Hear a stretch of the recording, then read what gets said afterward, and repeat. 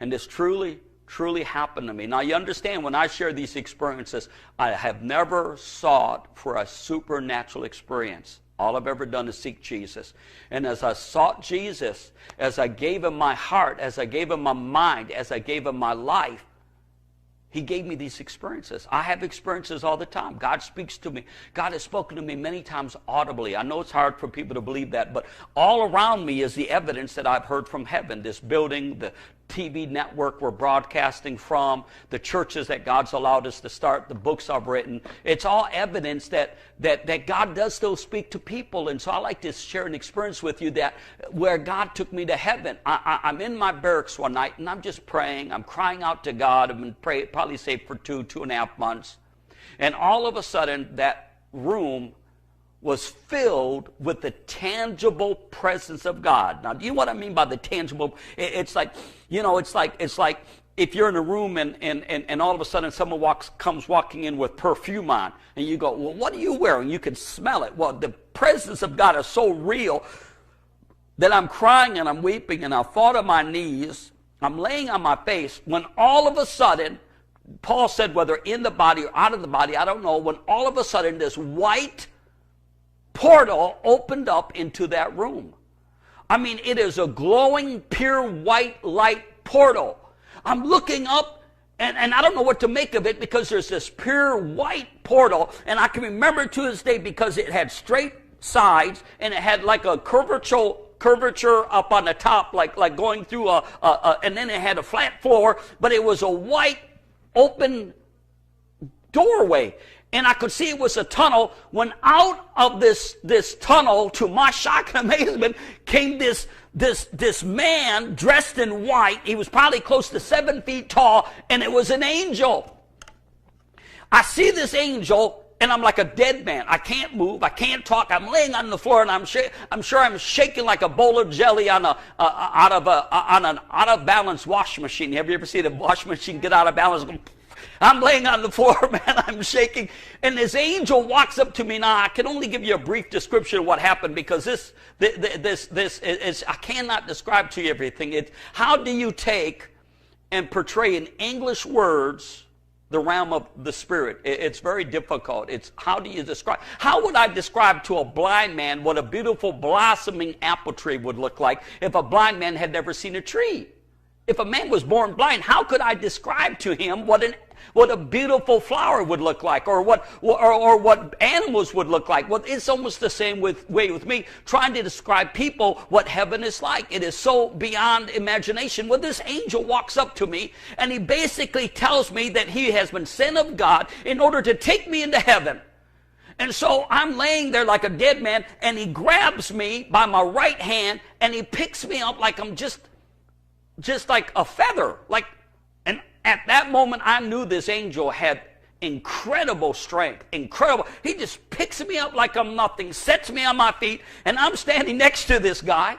And all of a sudden, he takes me like a little child, like a father would take his little boy, like a 2-year-old little boy, and he takes me into this tunnel of light.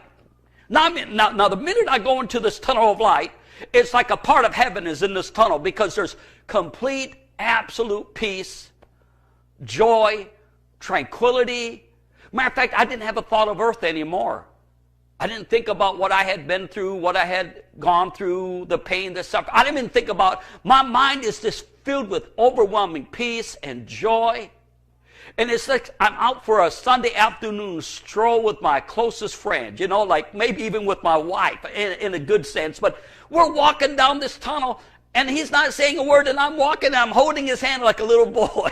And I'm just walking on like a little boy, and I'm walking, and I'm walking, and I'm walking. We must have walked for miles and miles, and it seemed like this tunnel had an upward blend. Now, as I'm walking in this tunnel, though, I noticed that for every step I took, it was like I'd gone 1,000 feet. It's like, have you ever been to the airport and they've got those escalators that you get on and to get to your plane faster, and everybody else is walking on the hard floor, but you're walking on these moving walkways, and you're passing everybody up. That's what I'm going at the speed of light. Every step I'm taking, and maybe I was going thousands of miles a second, I don't know, but I'm walking with this angel, and I'm looking, and I know I'm moving at an incredible speed of light. So we're walking, it seems like forever. Next thing I know, without me realizing it, the angel's gone. I'm by myself, but I'm not alone.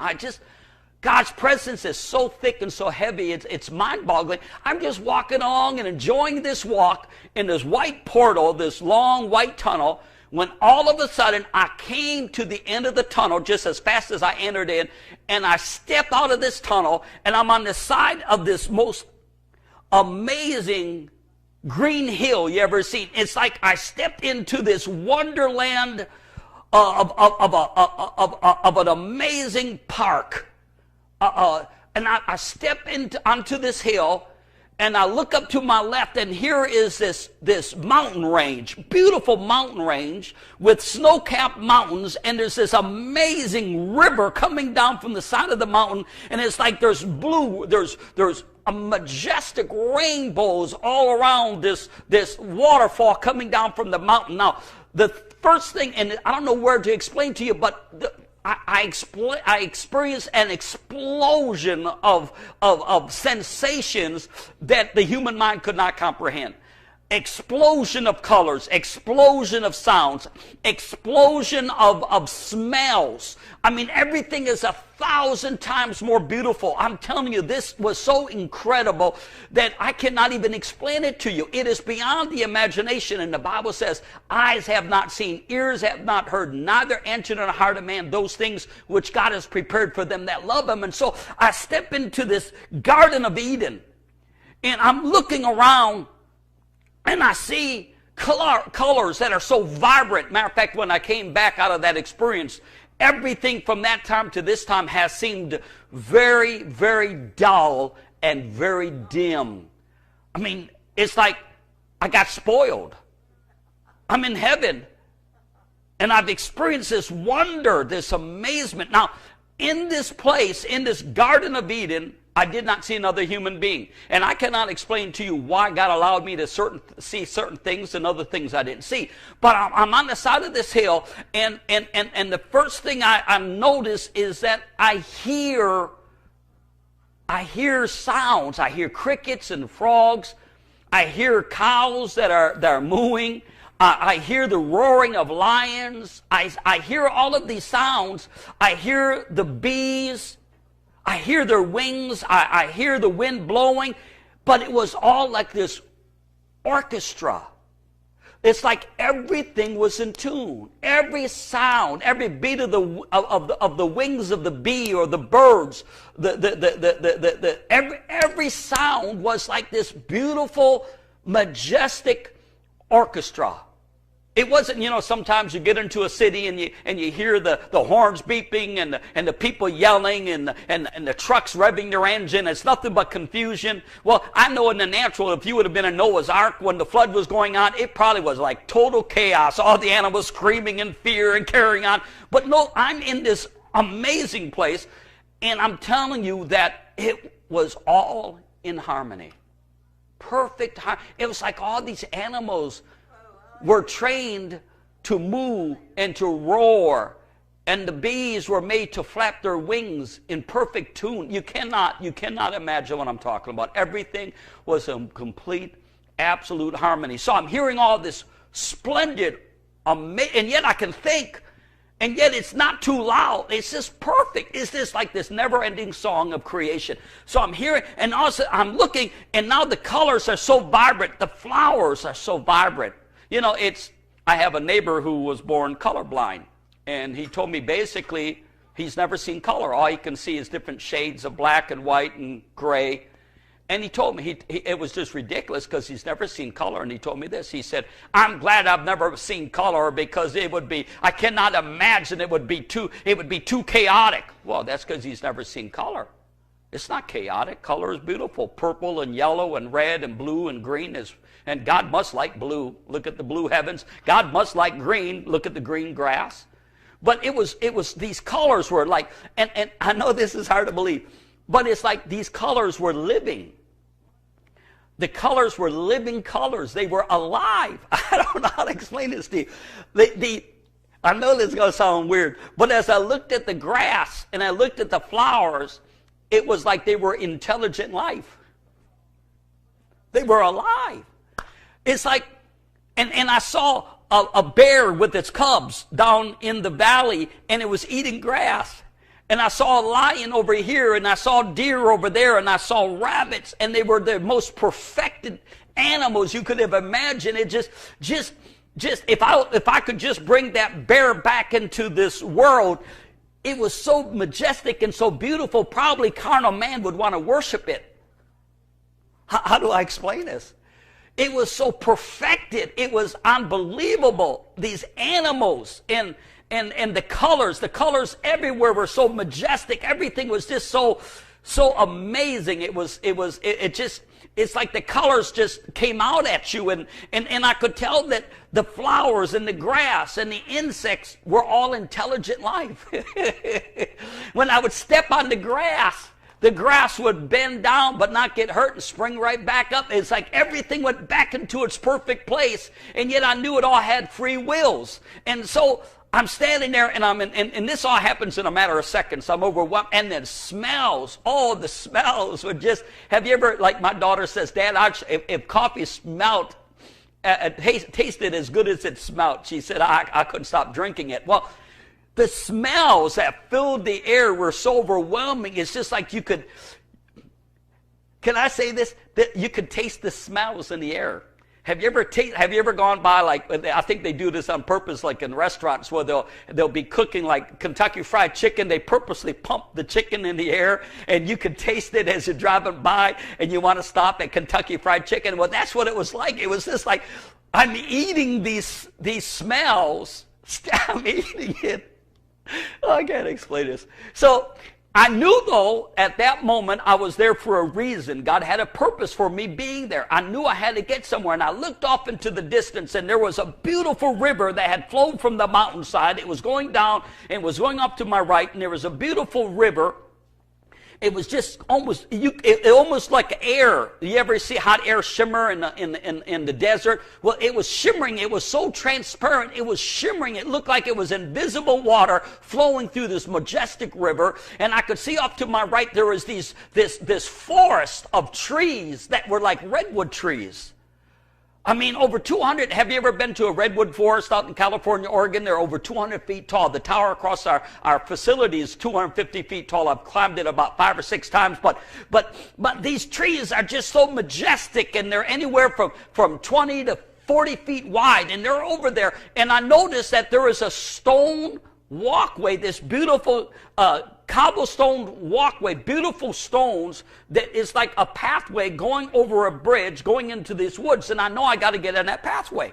And so everything is symbolic in heaven as it is in earth. So I finally make my way down, and you know what? I'm walking, but I'm not tired. I'm not weary. I'm not breathing heavy. I mean, I didn't look at my body, so I don't know if I was in a glorified body or not. All I know is that I wasn't tired. It was so relaxing, but I knew I had to get there. I had to get there. So I finally got onto this pathway, and I'm walking past wild animals. And it's just like, they were like house pets. You know, the Bible says that the day will come when it'll be like the lamb will lie down with the lion, and is heaven full of animals, Pastor Mike? Oh, yeah, it is. Sure, because God created animals. You know how many species of animals God created? Millions and millions of species. God likes animals, you know. Anyways, that's a whole different story. People don't know what animals have souls, but that's a whole different. Anyway, so I'm walking on this path, and I'm walking towards this majestic forest, and I get to this bridge that goes over this river, and as I get, and it has railings to the left and to the right, and they're made out of the same stone. And I remember when I get to the middle of the bridge, I leaned over and I looked down, and to my shock and amazement, the river was full of tropical fish. But they weren't just tropical fish. They were so many types and sizes and shapes. They weren't eating one another. They didn't seem like they were in a hurry. They were just swimming along and having fun. And they were multiple colors. And they were like deep. And it's like they were swimming in the air because the water was so transparent. You could see some blueness in the water, but the water was so transparent, it looked like the fish were swimming in the air. And it was so, and I knew I could just lean over the side of that that stone bridge and watch them for days on end. I knew I could, but I knew in my heart I had to keep on moving. And so I turned away from the fish and I continued. And I finally get to this forest and I'm walking amongst these trees. Now, I see ferns of all types and sizes. I see plants under the majestic trees. Now, what's so amazing, these trees are high with humongous branches, and yet under the forest, you would think it would be dark, but it's not dark. It's not totally bright like the light, but it's just this real soothing, almost romantic darkness. You know what I'm talking about? It's just like, it's a wonderful darkness. It's not an evil darkness. It's just kind of a little bit of a dark, and yet you can see everything. And beautiful ferns. I saw no thorns. And by the way, there was flowers before I got to the forest everywhere. Just, it's like this exquisite gardener knew exactly where to put what type of flower, where to put what type of tree, where to put what type of plant. It was like, nothing was as if it was happened to chance. Everything was just this most exquisite landscaper you could have imagined. And his name is Jesus. And he had put everything exactly where it belonged, to where everything was in harmony. So I'm walking through this forest, and these majestic trees are everywhere, and I'm going deeper, and the pathway now going through this forest is as straight as you can shoot an arrow. It's never ending. It's just on and on and on. And I'm just walking through this forest when all of a sudden, to my shock and amazement, the trees around me were filled with birds. Now, they're not just any kind of birds. They're like tropical birds. And they're made of so many different colors, parakeets and canaries and just the list would be endless. And I'm not a bird expert. All I know is the trees are filled with multicolored, multi-sized birds.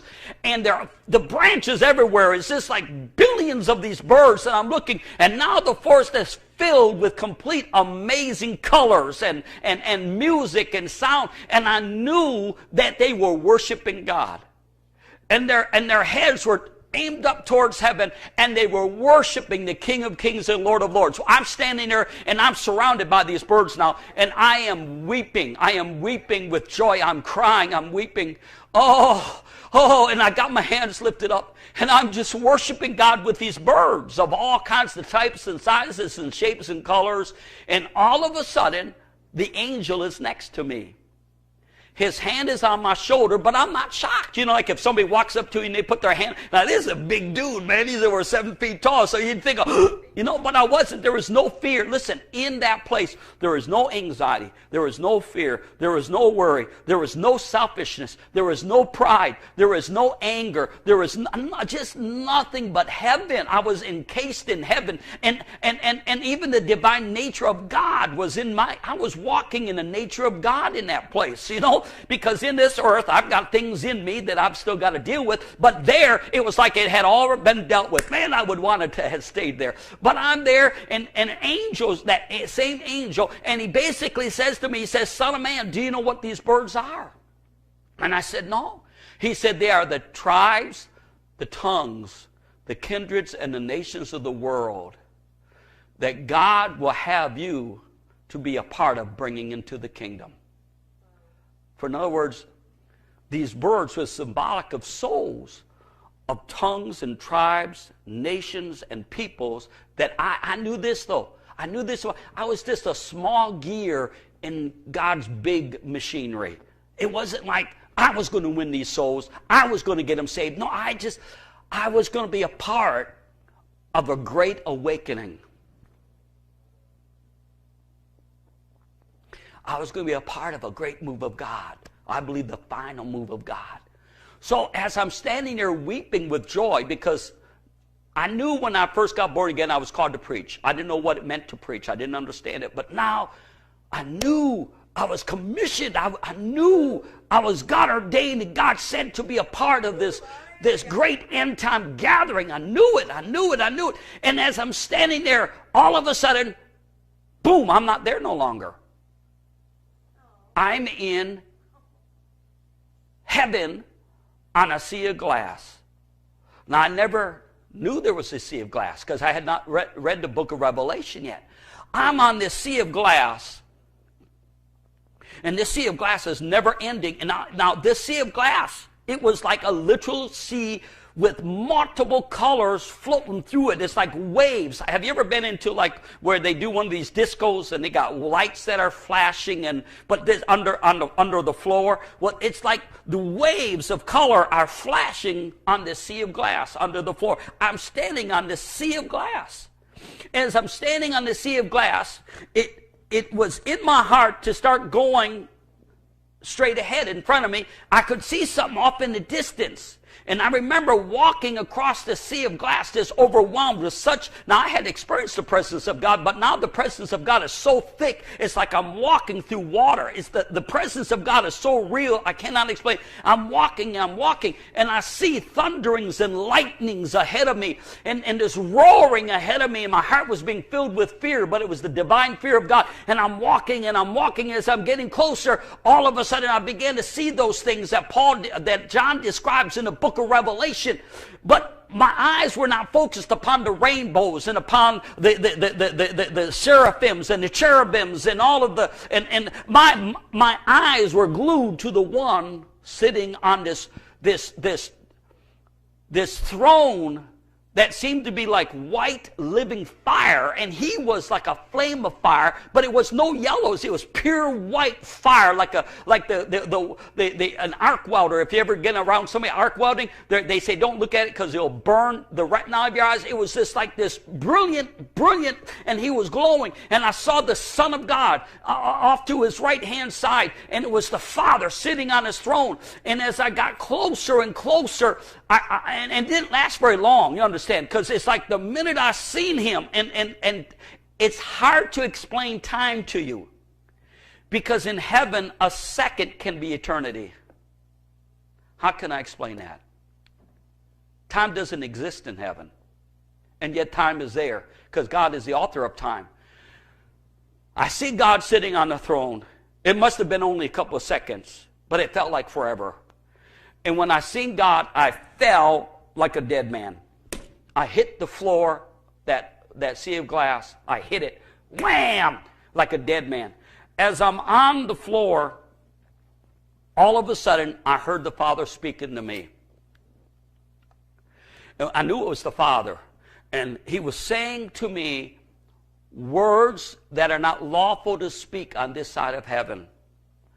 And as his words would hit me, I think if you would have stood off from a distance, you would have seen lightning coming out of the mouth of the Father and hitting my little body. Because them lightning bolts would hit my body, and my whole body would begin to shake. And it's like those words, and when those words got into me, they would explode like a nuclear bomb. Every time he spoke, the words would hit me, and then it would explode inside of me. Now I knew it had to be God, that my body was not flying into pieces in a million directions, because it was such power.